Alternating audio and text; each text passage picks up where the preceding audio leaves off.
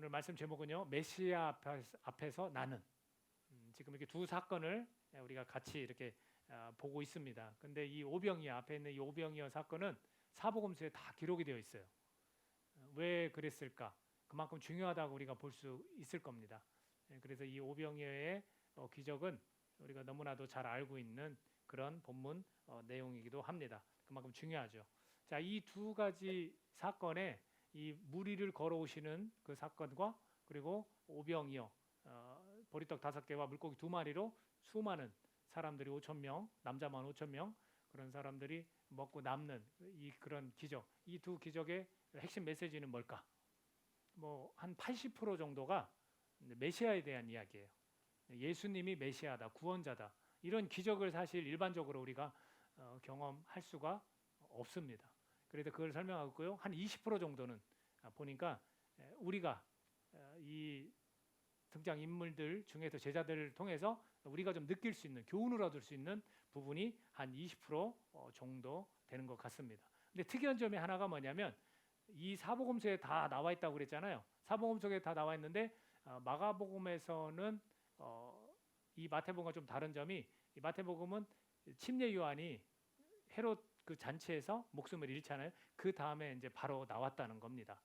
그렇다면 이게 마태복음에서는 왜 이것을 바로 헤롯의 잔치 다음에 나왔을까라고 했을 때 무엇을 우리가 좀 발견할 수 있냐면 헤롯의 잔치, 그리고 지금 이 예수님의 오병이어 기적은 예수의 잔치예요. 헤롯의 잔치와 예수님의 잔치를 비교해 보면 참 재밌어요. 지금 헤롯은 어디에 있습니까? 왕궁에 있어요. 궁전에 있어요. 지금 예수님은 어디에 있습니까? 빈들, 광야. 그래서 광야의 장소라는 뜻을 갖고 있거든요. 빈들은 광야에 있는 거예요. 그리고 어떤 특징이 있냐면 이 헤롯 잔치는 오만과 자만 그리고 술 취함이 있어요. 그리고 더 나아가 살인을 저질렀습니다. 그렇죠? 헤롯의 그 생일 잔치에서 그 잔치에서 살인을 저질렀어요. 그리고 그들의 이 집단이 어떤 집단이냐면 상류계층입니다. 그 자리에 가난한 사람들, 소외된 사람들을 낄 수가 없죠. 자, 그러면 예수님의 잔치는 어떤 사람들이 있었습니까? 인원을 세는데 포함도 되지 않는 어린 아이들도 있었다고 했고, 아이들과 여인들이 있었다고 그랬어요. 그리고 수많은 그 서민들, 그런 점들이 다르죠. 그 곳에서 무슨 일이 있었습니까? 동정, 나눔, 같이 보리떡 5개, 물고기 2마리로 나누는 일도 있었고, 섬김, 그리고 치유가 있었어요. 그리고 가르침이 있었죠. 자, 헤롯의 잔치와 예수님의 잔치 어떻습니까? 우리는 지금 어느 잔치에 참여하는 자들입니까? 예수님의 잔치에 참여하는 자들이죠. 사실 헤롯의 잔치에 낄 수도 없어요. 그리고 우리는 끼고 싶어 해도 안 돼요. 마치 이 세상에서 잔치를 열면 우리와는 사실은 별 상관없는 그런 일일 수 있습니다. 교회가 그런 일에 있어서 잘 분별하고 나아가야 된다라는 것. 우리가 그리스도인의 잔치가, 예수님의 잔치가 그리스도인의 잔치고 하나님 나라의 잔치를 지금 보여주고 있다라는 거죠. 자, 메시아의 잔치라고도 할 수 있습니다. 자, 그 내용을 좀 살펴보면 예수님은 그 메시아의 잔치에서 우선 긍휼함을 가지고 있다고 성경은 표현하고 있어요. 자, 빈들로 많은 사람들이 따라왔습니다. 그랬을 때 큰 무리를 보시고 불쌍히 여기사 그 중에 있는 병자를 고쳐 주시니라 라고 되어 있습니다. 14절에. 그러니까 많은 사람들을 볼 때 주님은 불쌍하다고 보시는 거예요. 그래서 그들을 고쳐주고 또 그들을 마음을 만져주는 그런 일들을 하시는 분으로 소개하고 있습니다. 그리고 제자들이 그 상황 가운데 많은 사람들이 고침을 받고 그 상황 가운데 주님의 가르침이 있을 거 아닙니까? 그 상황 가운데 제자들이 무엇인가를 요청합니다. 그것이 15절에 나와 있죠. 저녁이 되매 제자들이 나와 이르되 이곳은 빈들이요 때도 이미 저물었으니 무리를 보내어 마을에 들어가 먹을 것을 사 먹게 해 주십시오. 이렇게 요청을 하는 거죠. 왜? 배고프니까. 그러니까 다 흩어져서 이 인원이 어느 정도냐면 여기에서 기록된 거로는 여자와 아이들 제외하고 5,000명이 먹었다고 그랬어요. 그러면 여기 비율을 따져보면 여자와 여인까지 합치면 한 10,000명을 될 것 같아요. 뭐 아이가 없는 사람도 있고 아내가 없는 사람도 있을 수 있으니까 대략 한 10,000명 정도가 모두 다 왔던 곳에서 다른 곳으로 흩어져서 왔던 곳으로 다시 돌아가서 어떤 마을로 가서 다 사 먹게 하면 이게 시간이 뺏기고 또 돈이 들고 얼마나 체력적으로 또 얼마나 힘들겠어요. 그리고 흩어졌다가 다시 모이는 것이 어디 쉽겠습니까? 근데 제자들은 했던 때가 되어서 그것을 요청을 했습니다. 그랬더니 주님께서 뭐라고 말씀하십니까? 갈 것 없다. 너희가 먹을 것을 주라. 제자들이 부담되는 거예요. 야, 너희들이 나눠줘. 근데 제자들이 왜 부담됐냐면 가지고 있는 게 딱 수중에 있는 게 뭐였어요? 보리떡 5개와 물고기 2마리. 그래서 5병 2어 이렇게 표현을 하잖아요. 그거밖에 없는 거예요. 근데 이것으로 어떻게 이 많은 사람들을 먹일 수 있습니까? 했더니 주님께서 나한테 가져와. 너희들 일로 갖고 와. 그리고 축사하셨다고 그랬어요. 축복 기도하신 거예요. 기도를 하시고 자 사람들 잔디 위에 딱 앉고서 나눠줘라. 그래서 그걸 다 나눠줬더니 그들이 배불리 먹고 남은 조각이 12바구니에 차게 거두었더라. 이런 표현을 씁니다. 그리고 21절에 가서 먹은 사람은 여자와 어린이 외에 5,000명이나 되었더라 라고 이야기를 하고 있습니다. 자, 이 사건에서 떠오르는 것이 있어요. 그건 뭐냐면 구약의 사건이 떠오릅니다. 우선은 그 사건 중에 하나를 먼저 말씀드리면요. 우리가 같이 읽어보면 좋을 것 같습니다. 열왕기하 4장 42절에 44절 100명의 사람들에게 보리떡 20개와 채소를 가지고 나눠준 사건이 있어요. 자, 같이 한번 읽어보도록 하겠습니다. 시작. 한 사람이 바알 살리사에서부터 와서 처음 만든 떡 곧 보리떡 20개와 또 자루에 담은 채소를 하나님의 사람에게 드린지라. 그가 이르되 무리에게 주어 먹게 하라. 그 사환이 이르되 내가 어찌 이것을 100명에게 주겠나이까 하나. 엘리사는 또 이르되 무리에게 주어 먹게 하라. 여호와의 말씀이 그들이 먹고 남으리라 하셨느니라. 그가 그들 앞에 주었더니 여호와께서 말씀하신 대로 먹고 남았더라.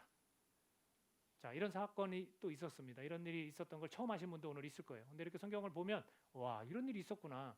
그 엘리사는 누구예요? 선지자인 거죠. 그리고 그 선지자는 누구냐면 하나님의 말씀을 대언하는 자. 그래서 본문에서 우리가 읽은 이 내용 중에서 여호와께서 말씀하신 대로 먹고 남았더라. 그리고 그대로 전했죠. 여호와의 말씀이 그들이 먹고 남으리라 하셨어. 하나님께서 그렇게 말씀을 들려주셨기 때문에 그대로 될 거야 라고 엘리사가 이야기한 거죠. 그래서 엘리사는 하나님의 말씀을 전하는 선지자라는 거죠. 근데 오늘 본문에 나온 예수님은 참 선지자인 거예요. 왜 참 선지자입니까? 그분은 직접 말씀하셨어요. 나한테 가져오라고. 야, 하나님이 이렇게 하라 하셨어. 하나님이 먹고 남을 거래. 이러지 않으셨어요. 나한테 가져오라고 직접 그냥 축복 기도만 하시고 나눠줬거든요. 그러니까 참 선지자임을 우리가 알 수 있는 거예요. 성경은 구약의 어떤 사건과 신약의 이 사건을 잘 연결하거든요. 그래서 연결되어져서 아, 이분이 정말로 그때 당시에 선지자지만 이분은 진짜 참 선지자구나. 야, 이분은 메시아구나. 자기가 직접 말씀하시는구나. 이것을 오늘 우리에게 보여주고 있다라는 거죠. 그리고 나서 19절에서 21절까지 그 내용을 보면 야, 나한테 가져와. 직접 말씀하신 거죠. 그리고 축복기도 하셨어요. 자, 축복기도 할 때 어떤 기도 하셨을 것 같아요? 제발 하나님 이거 보리떡 5개와 물고기 2마리밖에 없는데 제발 내 기도 좀 들어주세요. 이랬을 것 같아요? 그럴 것 같진 않아요. 축사하셨다, 축복기도 하셨다는 그냥 하나님께 요청한 것 같아. 어떤 요청? 여기 있는 많은 사람들을 불쌍하게 해주십시오. 여기 있는 많은 사람들이 내가 메시아임을, 하나님의 아들임을 알게 하여 주십시오. 뭐 그런 기도 드리지 않았겠어요? 이 사람들이 정말 이 기적을 보고 내가 누군지를 알도록 도와주십시오. 그리고 제가 지금 전하는 하나님의 생명의 말씀을 지금 전하는 것을 이들이 듣게 하여 주십시오. 뭐 그런 기도 하지 않았겠어요? 목표가 이들을 먹이려는 게 목표가 아니잖아요.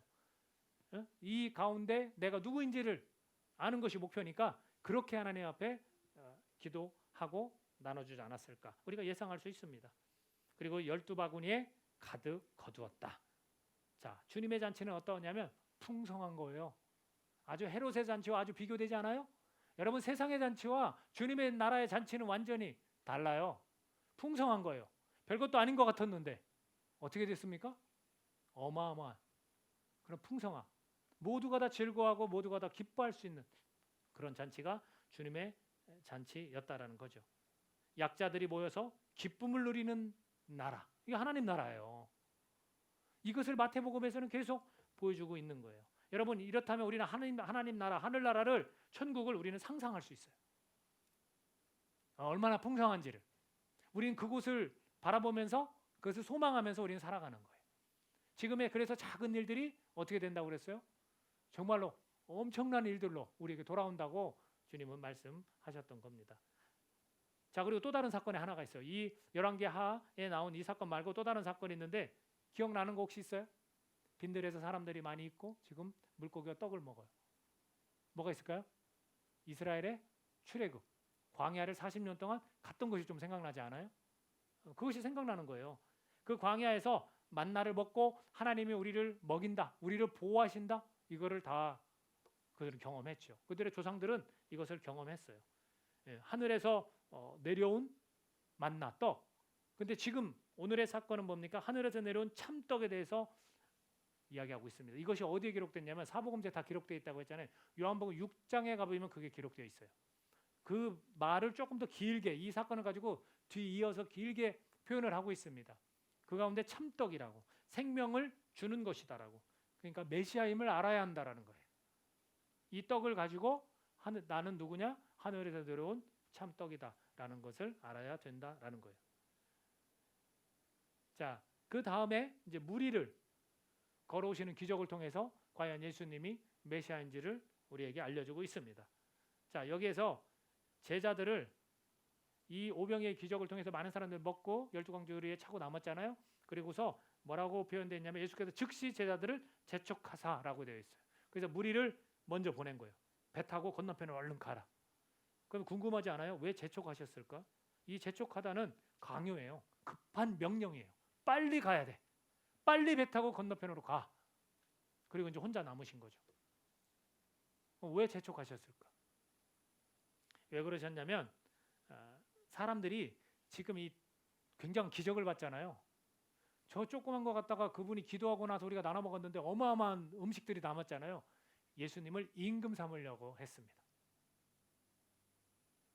여러분, 그 정도의 능력을 가진 사람이면 야, 우리 먹고 사는데 지장이 없겠다. 저분이 오야봉이 되면, 임금이 되면 야, 우리 넉넉히 잘 살겠다. 이거예요. 이건 제 말이 아니에요, 여러분. 요한복음 6장 15절 같이 한번 읽어볼까요? 요한복음 혹시 6장 15절 있습니까? 자, 보겠습니다.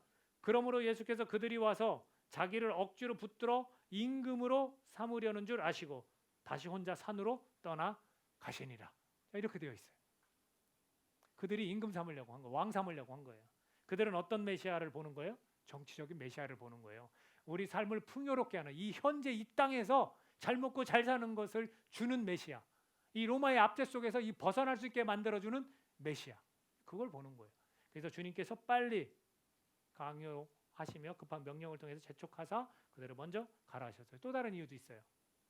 이제 조금 있으면 나오지만 무리를 걷는 그 기적을 통해서 제자들로 하여금 믿음이 더 견고해지도록 만드시려고 그러는 거예요.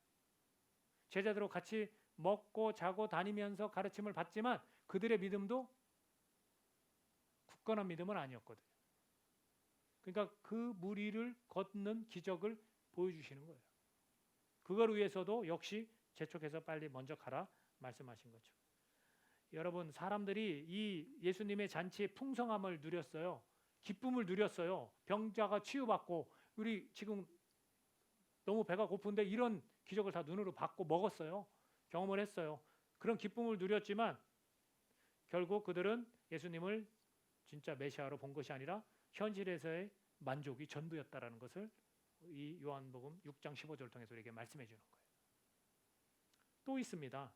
그 밖에 이들이 그분이 어떤 것, 이 현실의 만족이 전부였다는 걸 보여주는 대목이 또 있습니다. 요한복음 26장에서 예수님이 뭐라고 하냐면 사람들이 나를 찾은 것은 표적을 본 까닭이 아니라 떡을 먹고 배부른 까닭이로다. 예수님이 직접 말씀하셨어요. 그러니까 표적을 봤으면 뭘로 알아야 돼요? 이 사람을? 예수를 메시아로 알았어야 되는데 지금 이 사람들이 왜 나를 따라온 줄 아냐? 메시아라서 따라온 게 아니야. 그저 떡을 먹고 배불렀기 때문에 그 까닭 때문에 나를 따라온 거야라고 예수님 요한복음 6장 26절에서 직접 말씀하고 계십니다. 여러분, 그리스도인의 잔치는 달라요. 메시아가 직접 모든 걸 다 준비해 주시는 잔치예요. 우리가 뭘 준비하고 심부름하고 뭘 이루어 드리고 이런 게 아니라 주님께서 그냥 열어 주시는 게 메시아의 잔치예요. 우리에게 이 땅 가운데서뿐만 아니라 먼 미래에 우리의 천국의 소망을 두고 살아가는데 그곳에서 친히 이런 놀라운 잔치를 우리에게 베풀어 주실 것입니다. 믿으십니까? 우리 이거 믿고 가는 거예요. 이거 우리 믿는 사람들이에요. 이 땅에서도 지금 많은 사람들 앞에서도 예수님은 그 기적을 보여주셨어요. 왜? 메시아임을 알려주시기 위해서. 오늘날도 여전히 예수님을 알게 하기 위한 기적이 일어난다고 저는 믿습니다. 예수님이 살아계심을 알려주기 위해서 기적을 일으키신다고 저는 믿습니다. 오늘 우리가 이걸 믿어야 돼요. 그래서 메시아가 준비해 주시는 이 잔치, 이게 그리스도인의 잔치다라는 거예요. 자, 재촉해서 배를 타고 먼저 건너는데 문제가 생겼습니다. 어떤 문제가 생겼습니까?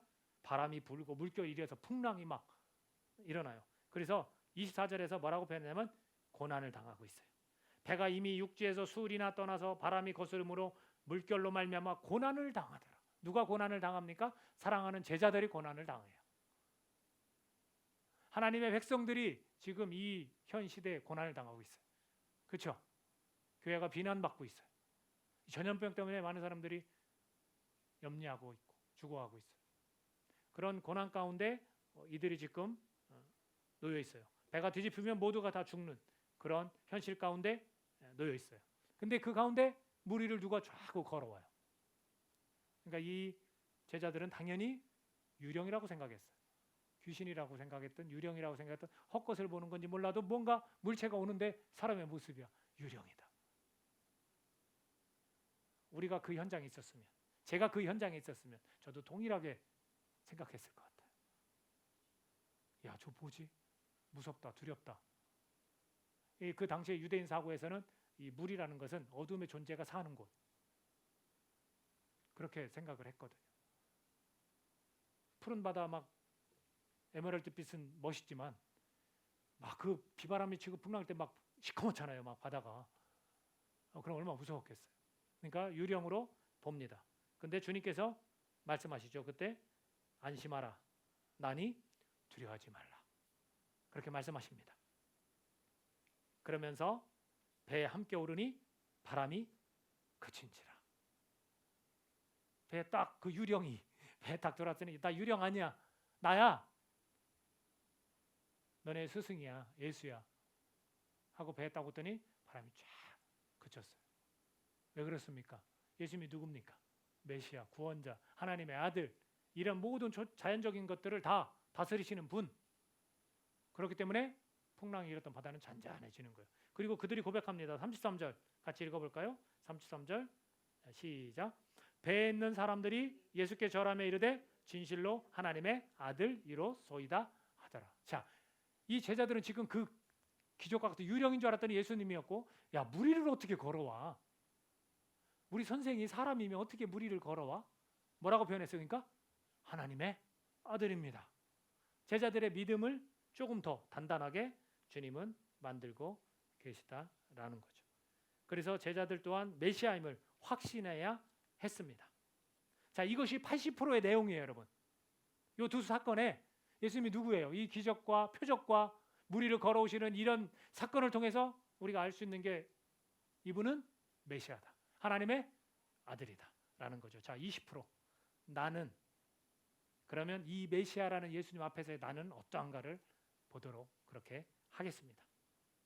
자, 17절 한번 읽어볼까요? 본문 말씀 17절 시작.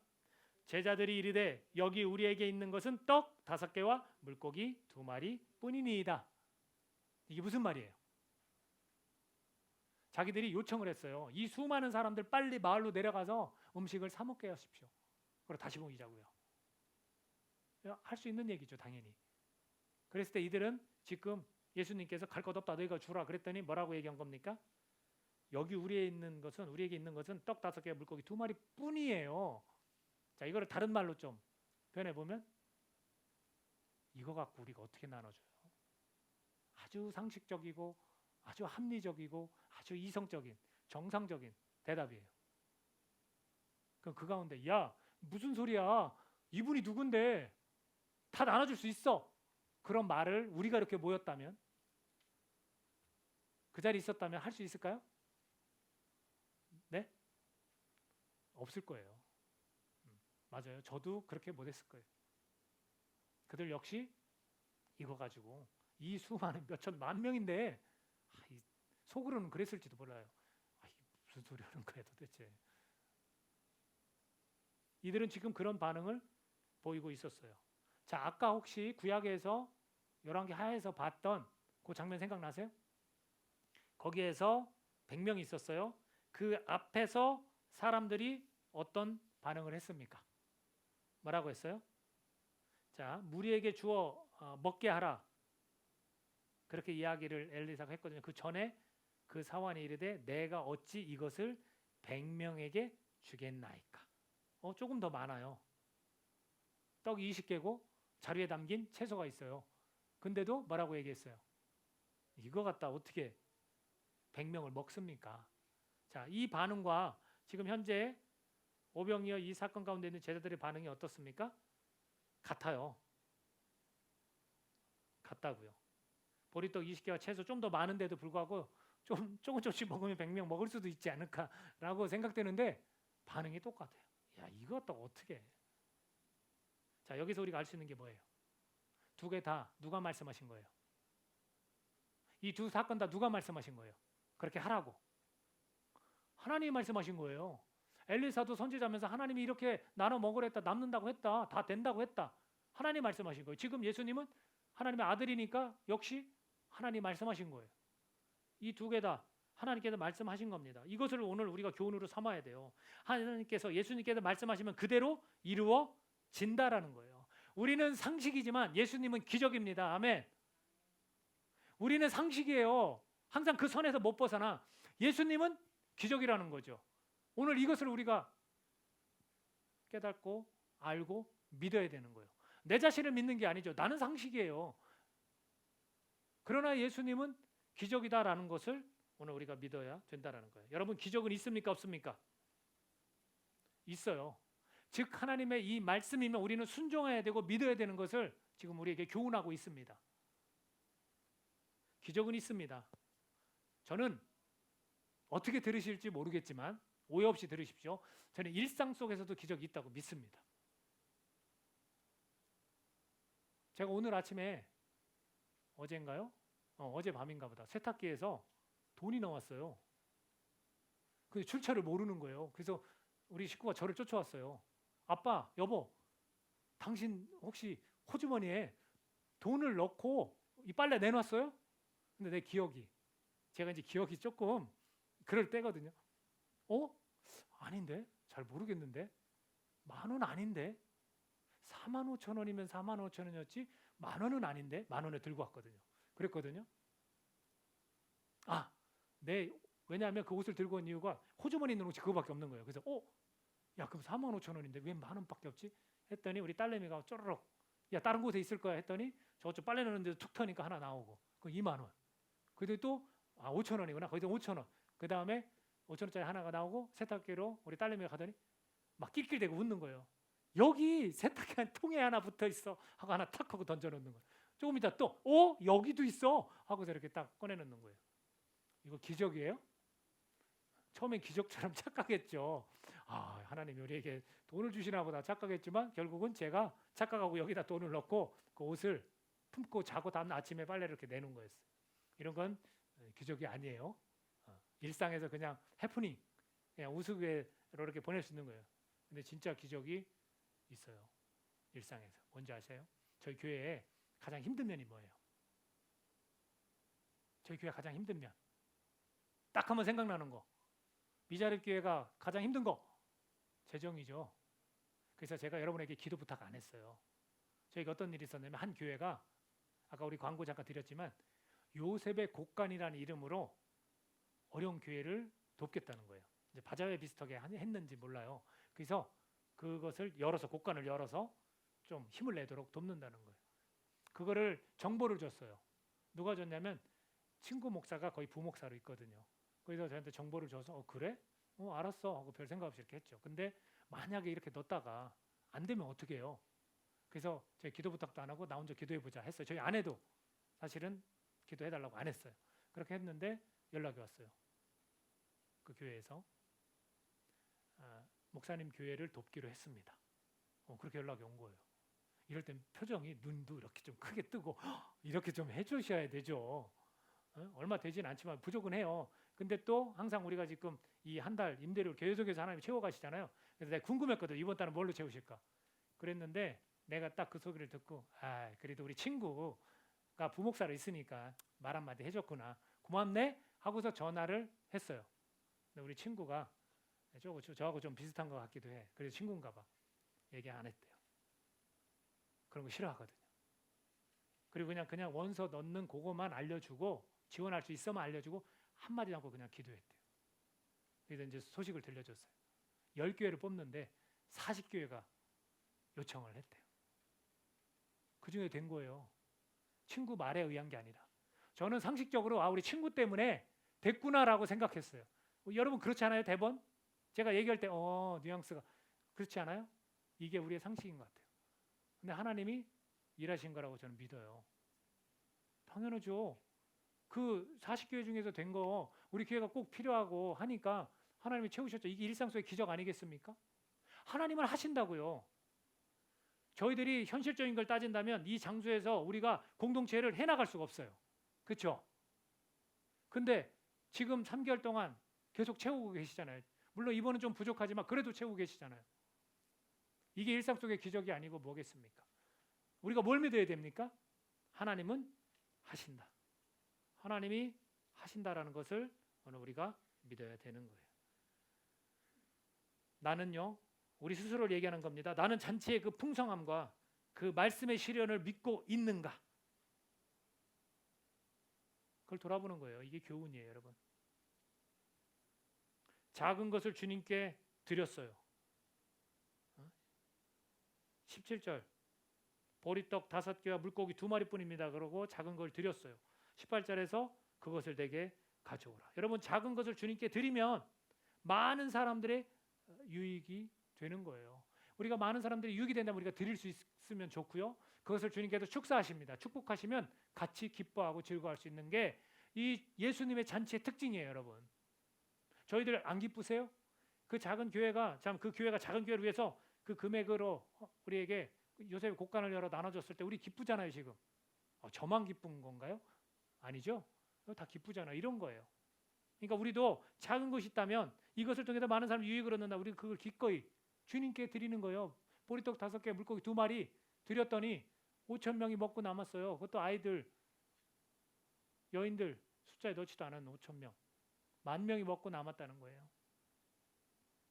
이와 같은 것을 오늘 우리에게 깨닫게 하는 거예요. 또 하나, 이 베드로의 양면성을 우리가 봐야 돼요. 베드로가 여러분 처음에 어떻게 했는지 아십니까? 믿음이 있어요. 베드로 대단해요. 28절 읽어볼까요? 자, 28절 읽습니다. 시작. 베드로가 대답하여 이르되 주여 만일 주님이시거든 나를 명하사 물 위로 오라 하소서. 와, 유령인 줄 알았는데 주님이 말씀하시니까 안심하라 나니 두려워 말라 했더니 오 주님 그러면 나를 명해서 물 위로 와 이렇게 해주십시오. 그럼 나 걷겠습니다 이거예요. 그랬더니 예수님께서 오라 했더니 베드로가 배에서 내려 물 위로 걸어서 예수께로 갑니다. 믿음이 있어요 없어요? 대단한 거죠. 이게 대단한 믿음입니다. 그래서 믿음대로 물 위를 걷게 돼요. 자 그러나 30절 읽습니다. 30절 시작. 바람을 보고 무서워 빠져가는지라 소리질러 이르되 주여 나를 구원하소서 하니. 자 그가 믿음으로 걸었어요. 그런데 빠졌어요. 왜 빠졌어요? 바람을 보고 무서워했기 때문에 빠졌어요. 31절 주님 말씀입니다. 그걸 보시고 31절 읽습니다. 시작. 예수께서 즉시 손을 내밀어 그를 붙잡으시며 이르시되 믿음이 작은 자여 왜 의심하였느냐 하시고. 자 예수님이 뭐라고 하냐? 믿음이 작은 자야. 믿음이 있다는 얘기예요? 없다는 얘기요? 있어요. 오늘 이 시대를 살아가는 그리스도인에게 똑같이 말씀하시는 것 같아요. 우리가 믿음이 있어요 없어요? 있어요. 저와 여러분은 믿음이 있어요. 근데 그 믿음이 작은 것뿐이에요. 이게 베드로의 양면성이에요. 신앙의 양면성. 여러분 우리에게 어느 정도 믿음이 있음에도 불구하고 결국은 그가 물속에서 빠져들어가는 물 위를 걷다가 물에 빠질 수밖에 없는 그 현실, 그건 뭡니까? 바람을 보았고 무서워했기 때문입니다. 여기에서 우리가 알 수 있는 게 뭐냐면 이 제자들의 발전적인 모습이 시작되는 거예요. 믿음은 비록 작지만 이들에 있어서 발전적인 모습이 시작됩니다. 그들이 왜 이 발전적인 모습이냐면 33절에도 다 같이 표현했죠. 진실로 하나님의 아들이로소이다. 조금씩 이제는 알아가는 거예요. 베드로는 어떤 고백을 하냐면 마태복음 16장 16절에서 그 유명한 고백이죠. 주는 그리스도시요 살아계신 하나님의 아들이십니다. 물속에 빠졌던, 물 위를 비록 걷다가 바람을 보고 빠졌던 자가 이제는 어떻게 고백합니까? 주는 그리스도시요 살아계신 하나님의 아들입니다. 라는 이 신앙, 믿음의 신앙, 이것이 발전적으로 가고 있다라는 거죠. 오늘 우리에게도 주님은 이런 신앙의 양면성에 대해서 우리에게 말씀해 주십니다. 처음에 베드로는 본이 됐어요. 예수님이 나를 물 위로 걸어오라 말씀하시면 내가 걷겠습니다. 본이 됐어요. 우리도 어느 부분에서는 본이 될 수 있어요. 저와 여러분 중에 본이 되는 분이 분명히 있어요. 그렇죠? 그러나 그렇지 못한 것도 더 나아져 가고 있다라는 것을 말씀하고 있습니다. 우리가 오늘 작은 믿음이라도 있다면 우리는 굳건한 믿음으로 지금 만들어가고 있는 중이라는 거예요. 어떻게 그렇게 될 수 있습니까? 예수님을 보아야 한다라는 겁니다. 저와 여러분은 오늘 무엇을 보고 있습니까? 혹시 이 물 위를 걷다가도 옆에 있는 이 바람을 보고 혹시 두려워하거나 무서워하십니까? 아니면 계속해서 우리는 지금 예수님을 보고 있습니까? 이것이 오늘 우리에게 주는 두 번째 교훈입니다. 여러분, 환경과 문제만을 볼 때 우리가 깊이 빠져들 수밖에 없다라는 것을 보여주고 있습니다. 주님은 말씀하시죠? 안심하라. 두려워하지 말라. 우리 안에 작은 믿음이라도 우리가 있다면 예수님이 우리와 함께 하시면 우리가 믿는다면 우리는 안심하고 두려워하지 말아야 합니다. 혹시 내가 환경과 문제만을 보고 있다면 그때 우리는 외칠 수 있어야 돼요. 베드로가 지금 바람을 보고 무서워서 물에 빠져갔을 때 뭐라고 했습니까? 소리질러 이르되 주여 나를 구원하소서. 왜? 조그마한 믿음이 있기 때문에, 예수님에 대한 조그마한 믿음이 있기 때문에 이렇게 외칠 수 있었던 겁니다. 혹시 지금 환경 때문에 너무나 힘들거나 내가 주님과의 관계가 소원해져 있다, 멀어진 것 같다, 그때 우리는 외칠 수 있어야 돼요. 뭐라고요? 주여 나를 구원하소서. 아멘. 내 삶이 엉터리 같고 좀 힘들다, 그럼 외칠 수 있어야 되는 거예요. 주여 나를 구원하소서. 왜? 나에게 이 작은 믿음이라도 있기 때문에 그래요. 그것을 오늘 우리에게 말씀해 주고 있습니다. 여러분, 약한 모습 괜찮습니다. 부끄러워하지 마십시오. 내 신앙이 약하다, 나 좀 정서적으로 조금 흔들리고 좀 그렇다, 괜찮습니다. 여러분, 메시아 앞에서는 나의 약한 모습도 괜찮다라는 거, 이것을 꼭 기억하시기 바랍니다. 여러분, 예수님을 진정한 메시아로, 또 나의 그 약함을, 나의 시련을, 그리고 깊이 내가 빠져들 때, 세상에 깊이 빠져들 때 나는 외칠 수 있어야 된다라는 겁니다. 우리 30절 한번 같이 크게 읽어볼까요? 30절 같이 큰 목소리와 함께 읽도록 하겠습니다. 시작. 바람을 보고 무서워 빠져가는지라 소리질러 이르되 주여 나를 구원하소서 하니. 아멘. 말씀을 마치도록 그렇게 하겠습니다. 여러분, 우리가 어떤 삶을 지금 살고 있습니까? 예수님은 기적이고 나는 상식적인 것밖에 안 돼요. 근데 그분이 기적이라는 우리는 믿어야 되는 거예요. 나를 탓하지 마십시오. 그리고 나의 연약하고 나의 약한 모습, 내가 세상 가운데 환경과 문제 때문에 빠져들고 있다면 우리는 외칠 수 있어야 돼요. 왜? 나의 이 작은 믿음 때문에 그래요. 예수님을 내가 작게나마 믿고 있는 그 부분 때문에 주님 나를 구원해 주셔서 한번 주님이 즉시 손을 내밀어 우리를 잡아주시는 겁니다.